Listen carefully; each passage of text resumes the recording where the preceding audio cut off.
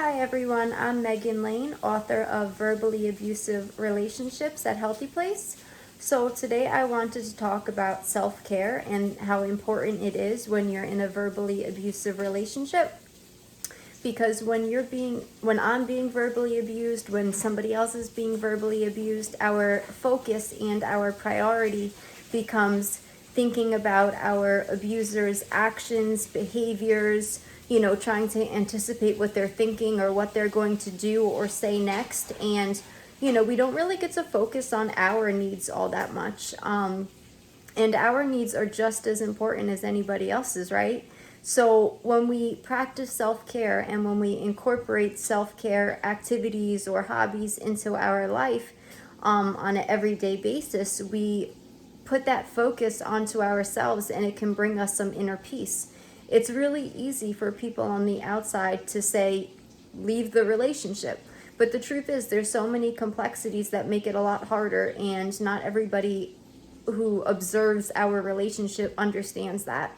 So for myself, I enjoy practicing yoga. I enjoy taking bubble baths.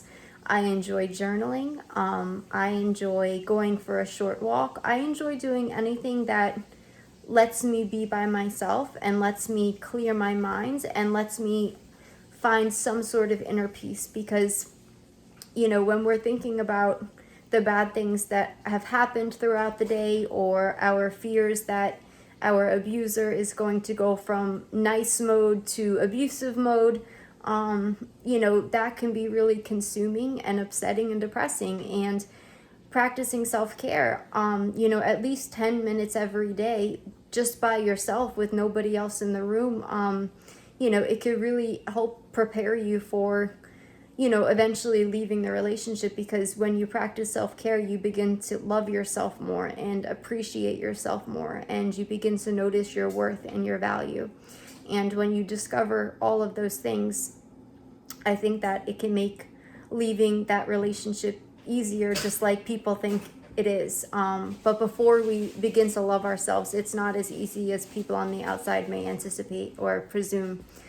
I've had a rough week and I'm trying to cope, and, I do yoga in the morning, I do yoga at night. Sometimes when I get angry, I stop journaling, but I try to convince myself to continue.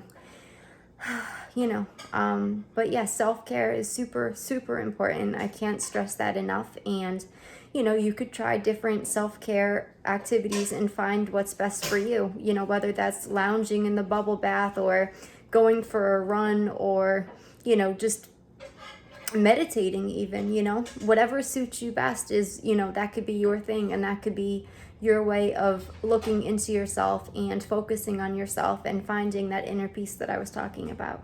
Thank you, everyone.